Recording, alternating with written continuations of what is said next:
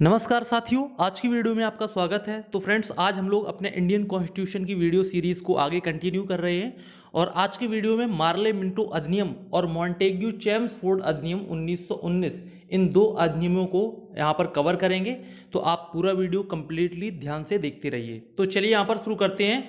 पहला अधिनियम है मार्ले मिंटो अधिनियम सन 1909। तो 1909 के पहले जितनी भी भारत की राजनीति में उथल पुथल और परिस्थितियां रहीं, उनके आधार पर मार्ले मिंटो अधिनियम आया था। ठीक है, तो इसमें जो भी प्रोविजंस थे वो कहीं ना कहीं भारत के स्वतंत्रता आंदोलन और भारतीय राष्ट्रीय कांग्रेस और मुस्लिम लीग के परिप्रेक्ष्य में आए थे। तो इसमें पहला जो अधिनियम था, इस अधिनियम में पहला जो प्रावधान था कि इसके तहत केंद्रीय विधान परिषद में अतिरिक्त सदस्यों की संख्या बढ़ाकर 60 कर दी गई। जैसा कि आपको पता ही है कि पिछले अधिनियम में, यानी कि जो आपका 1892 का जो अधिनियम था, सन 1892 का अधिनियम था, उसमें न्यूनतम 10 और अधिकतम 16 सदस्यों को अतिरिक्त सदस्यों के रूप में शामिल किया गया था। लेकिन अब इनकी संख्या बढ़ाकर 16 से बढ़ाकर कितनी कर दी गई? 60 कर दी गई।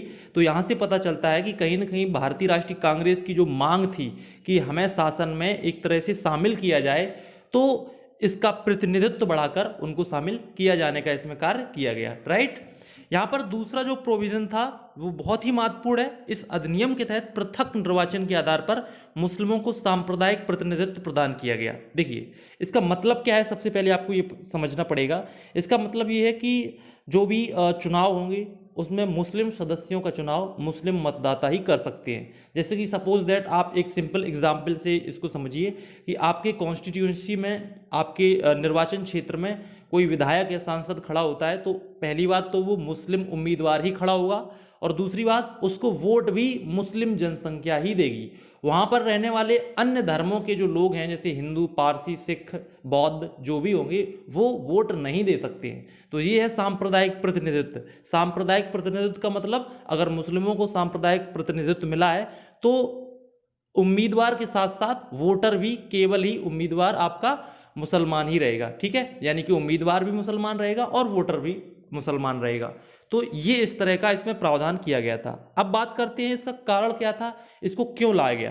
तो आपको पता होगा कि बंगाल विभाजन हुआ था 1905 में, और बंगाल विभाजन के बाद देश में जो राष्ट्रीयता की भावनाएं थीं वो काफ़ी प्रबल हो चुकी थी, और इस प्रबलता को दूर करने के लिए, जो राष्ट्रीयता की जो भावना है उसको दूर करने के लिए उन्होंने भारतीय राष्ट्रीय कांग्रेस के समक्ष एक विपरीत संस्था का निर्माण करने में एक बहुत बड़ा योगदान अंग्रेजों ने किया, और उसका नाम है मुस्लिम लीग। और मुस्लिम लीग की एक बहुत बड़ी मांग को उन्होंने माना, जो कि 1906 में आगा खां के नेतृत्व में एक प्रतिनिधि मंडल ने वायसराय मिंटो से एक पृथक निर्वाचन की मांग की थी। तो जब 1906 में इस तरह की मांग को लाया गया तो उन्होंने स्वीकार भी कर लिया, और 1909 के इस अधिनियम में इस मांग को यहाँ पे शामिल भी कर लिया कि मुस्लिमों को सांप्रदायिक प्रतिनिधित्व प्रदान किया गया। तो ध्यान रखेंगे, ये जो सांप्रदायिक प्रतिनिधित्व है वो मुस्लिम लीग द्वारा मांगा गया था और इस अधिनियम में उसको शामिल भी किया गया। राइट, इसके बाद यहाँ पर नेक्स्ट प्रोविजन है, इस अधिनियम के तहत वायसराय की जो कार्यकारी परिषद है उसमें प्रथम बार भारतीयों को जगह मिली, और इसका जो एग्जाम्पल होगा वो केसी गुप्ता होगा। ठीक है, केसी गुप्ता, इसके साथ साथ एक व्यक्ति और थे, सैयद हुसैन बिलग्रामी। ठीक है, तो ध्यान रखिएगा, वायसराय की कार्यकारी परिषद है और इसमें पहली बार भारतीयों को जगह मिली है, और ऐसे भारतीय थे केसी गुप्ता और सैयद हुसैन बिलग्रामी। राइट, तो ये पॉइंट ध्यान रखेंगे। इसके बाद इसमें एक और इंपॉर्टेंट प्रोविजन था कि इसके तहत केंद्रीय विधान परिषद की शक्तियों में भी वृद्धि की गई, और इसमें अनुपूरक प्रश्न पूछने की भी अनुमति मिली। जैसा कि आपको पता है कि पिछले अधिनियम में बजट पर चर्चा करने का अधिकार मिला था, ठीक है, और पूरक प्रश्न भी पूछ सकते थे, लेकिन अब क्वेश्चन पर क्वेश्चन और क्वेश्चन पूछे जा सकते हैं, इसकी कोई लिमिट नहीं थी। राइट, इसके बाद इसमें नेक्स्ट प्रोविजन जो किया गया था वो ये था कि इसके तहत केंद्रीय और प्रांतीय विधान परिषद में मुस्लिमों के लिए जनसंख्या के अनुपात से अधिक संख्या में प्रतिनिधि भेजने की व्यवस्था की गई। यानी कि ऐसे आप समझ सकते हैं कि जनसंख्या का जो अनुपात है मुस्लिमों का, उस अनुपात से अधिक संख्या में, ठीक है, उस अनुपात से अधिक संख्या में विधान परिषद में मुस्लिम प्रतिनिधियों को भेजने की व्यवस्था की गई। तो कहीं ना कहीं हम देखते हैं कि इस अधिनियम के माध्यम से मुस्लिमों को अपनी तरफ करने का काम उस समय की अंग्रेज सरकार कर रही थी। और ये क्यों कर रही थी? क्योंकि इस तरह से हिंदू और मुस्लिमों में वो एक खाई बनाने का काम कर रही थी। ठीक है, तो ध्यान रखिएगा। और इसके तहत एक नेक्स्ट प्रोविजन ये भी था कि इसके तहत मुस्लिम मतदाताओं के लिए आय की योग्यता को भी हिंदुओं से कम रखा गया। यानी कि अगर जब कभी मतदान भी होता है तो जो वोटर होंगे, मतदाता होंगे, तो उस समय जो है वैसा निर्वाचन नहीं होता था, वैसे मतदाता नहीं थे जो आज की डेट में है कि सभी को मतदान करने का अधिकार था, ऐसा वहाँ पर नहीं था। आज की डेट में हम सभी को मतदान करने का अधिकार है, लेकिन उस समय आय के आधार पर, शिक्षा के आधार पर जो है मतदान किया जाता था। तो जितनी अधिक आय होती थी उसको वोटर मान लिया जाता। लेकिन यहाँ पर भी एक भेदभाव किया गया कि मुस्लिम जो मतदाता है उनकी कम आय है तो भी वो वोट दे सकते हैं, लेकिन हिंदुओं की जो आय है उसको उच्च स्तर पर रखा गया। तो कहीं ना कहीं ये इस तरह के जो प्रावधान है वो मार्ले मिंटो अधिनियम में जो है शामिल किए गए थे। तो अगर हम कंक्लूजन की बात करें कि मार्ले मिंटो अधिनियम में जो प्रोविजंस थे, जो अभी हम लोगों ने 6 पॉइंट देखे, तो इनका क्या निष्कर्ष निकलता है, तो कहीं ना कहीं इस अधिनियम के माध्यम से अंग्रेजों ने भारतीय राष्ट्रीय कांग्रेस की जो स्वराज्य की मांग थी, बहुत समय पहले से ही वो स्वराज्य की मांग करते आ रहे थे कि हमको खुद शासन चलाने दीजिए, तो उस मांग को कहीं ना कहीं ठुकरा दिया गया।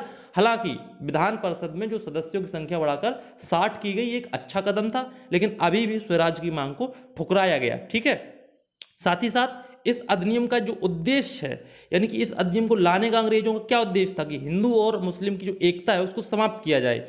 तो इस एकता को समाप्त करने में कहीं ना कहीं ये जो अधिनियम है वो सहायक सिद्ध हुआ, और ये हिंदू और मुस्लिम के बीच इसने बांटने का भी काम किया। ठीक है, मैं आपको बता दूं कि उस समय के वायसराय मिंटो ने कहा भी था कि हम नांग के दांत बो रहे हैं और इसका फल जो भीषण होगा। ठीक है, नांग के दांत बो रहे हैं और इसका जो फल है वो बहुत ही भीषण होगा। और ये बात बिल्कुल सही साबित हुई कि हिंदू और मुस्लिमों के बीच एक पृथक राष्ट्र की जो शुरुआत बाद में हुई थी, वो कहीं ना कहीं इससे पहले ये इसका बैकग्राउंड हिस्ट्री रही है, और ये इसका आधारशिला के रूप में काम कर सकता है कि हिंदू और मुस्लिमों के बीच जो नए अलग अलग राष्ट्रों की जो मांग थी उसकी जो बैकग्राउंड है वो इसी अधिनियम में सम्मिलित है, क्योंकि इसके बाद ही हिंदू और मुस्लिमों के बीच जो एकता है वो खत्म हो गई और वो एक दूसरे से बिल्कुल दूरी बनाते ही चले गए और अंततः देश का विभाजन भी हो गया। राइट, चलिए इसके बाद देखते हैं नेक्स्ट अधिनियम के बारे में, जो कि सन 1919 में आया था और इसका नाम था मॉन्टेग्यू चेम्सफोर्ड अधिनियम। देखिए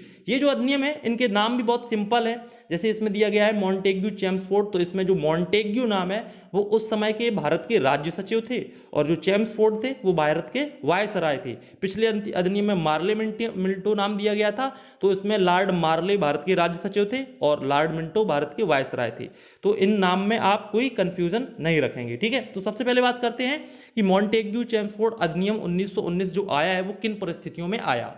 तो देखिए 1909 के बाद और 1919 तक इन 10 वर्षों में जो राजनीतिक परिस्थितियां देश में बदली, उनके आधार पर इस अधिनियम को लाया गया था। जैसा कि आपको पता होगा कि होम रूल लीग आंदोलन के बाद सरकार ने एक घोषणा की थी।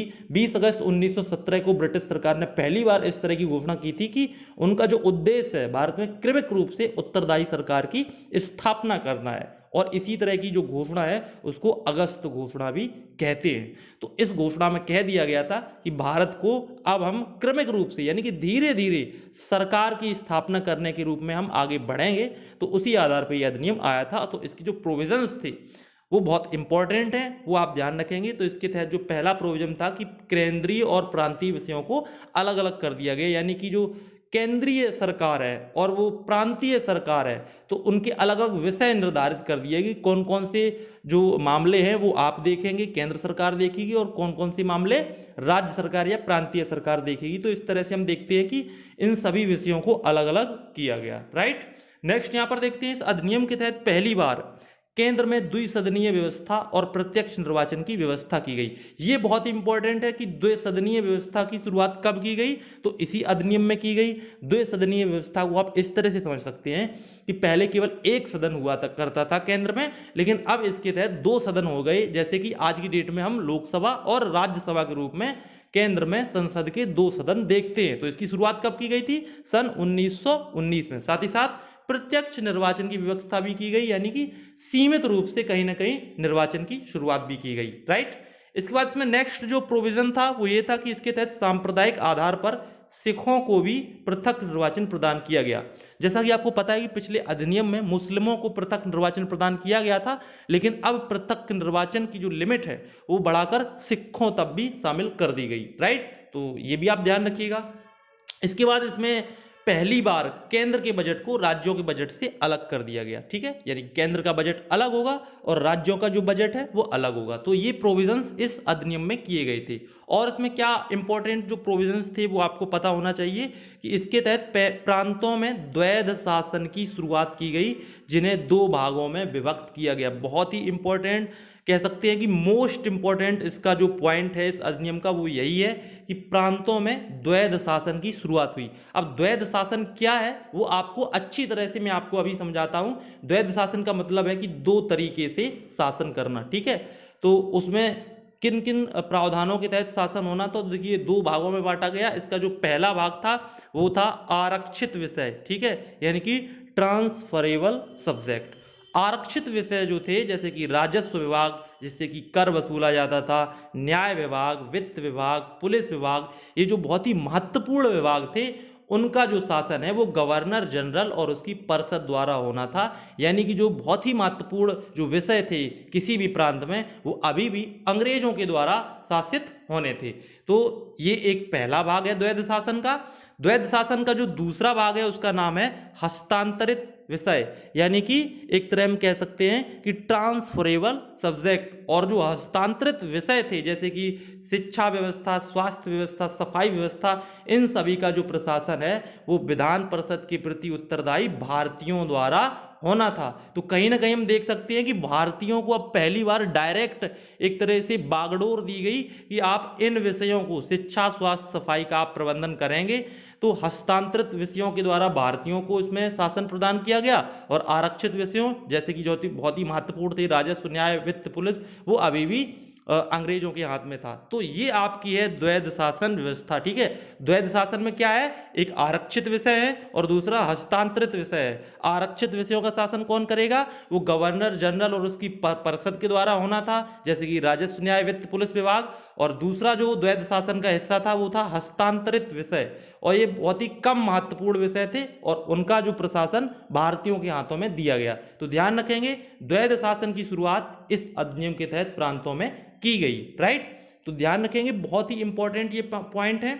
चलिए आगे देखते हैं इसके तहत और कौन कौन से प्रोविजंस थे। इस अधिनियम के तहत लोक सेवा आयोग के गठन का भी प्रावधान किया गया, जो कि 1926 में शुरू हो गया था। यानी कि सिविल सेवकों की भर्ती के लिए एक आयोग का भी गठन किया गया, जैसा कि आज की डेट में हम यूपीएससी और यूपीपीएससी आयोग के रूप में हम लोग जानते हैं। उसी तरह की जो शुरुआत थी वो 1926 में कर दी गई थी। नेक्स्ट देखते हैं यहाँ पर, इस अधिनियम के तहत महिलाओं को भी सीमित मताधिकार प्रदान किया गया। यानी कि पहली बार महिलाओं को भी एक तरह से सीमित रूप से मताधिकार मिला, और ये सीमित रूप क्या होता था, शिक्षा के आधार पर और आय के आधार पर, राइट।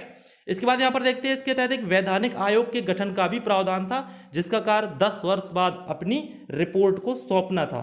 इसका मतलब ये था कि इसके तहत एक ऐसे आयोग के गठन का नियम बनाया गया कि आप 10 साल बाद इस अधिनियम की जांच कर सकते हैं, इसको आप देख सकते हैं किस तरह से क्रियान्वित हुआ, राइट। तो इसके तहत आपने देखा होगा कि बाद में फिर कुछ वर्ष पहले ही, यानी कि 10 साल के पूरे होने के पहले ही साइमन कमीशन का गठन कर दिया गया था, जिसका उद्देश्य था कि मॉन्टेग्यू चैम्सफोर्ड अधिनियम के जो सुधार है वो किस तरह से लागू हुए या नहीं हुए। फिर उसका बाद में विरोध भी हुआ था। तो निष्कर्ष रूप में हम समझ सकते हैं कि इस अधिनियम में कहीं ना कहीं भारतीयों को शासन में भागीदारी बढ़ाने का काम किया गया, ठीक है। तो आज की वीडियो में हम लोगों ने 2 अधिनियम डिस्कस किए, 1909 और 1919 का अधिनियम। आई होप आपको ये समझ में जरूर आया होगा, और अगर आपको वीडियो पसंद आए तो प्लीज वीडियो को लाइक, शेयर, कमेंट करना ना भूलें। साथ ही साथ मैं आपको याद दिलाना चाहूंगा कि ये जो वीडियो सीरीज है वो किसी भी पेड कोर्स से, जिसमें कि आप पैसा देकर कोर्स खरीदते हैं, उससे बहुत ही बेटर इसमें फैसिलिटी दी गई है, समझाया गया है, और नोट्स भी आप बना सकते हैं। तो आई होप ये आपको वीडियो सीरीज अच्छी लग रही होगी। अगर आपको अच्छी लगे तो प्लीज वीडियो को शेयर जरूर करें। मिलते हैं नेक्स्ट वीडियो में, तब तक के लिए नमस्कार।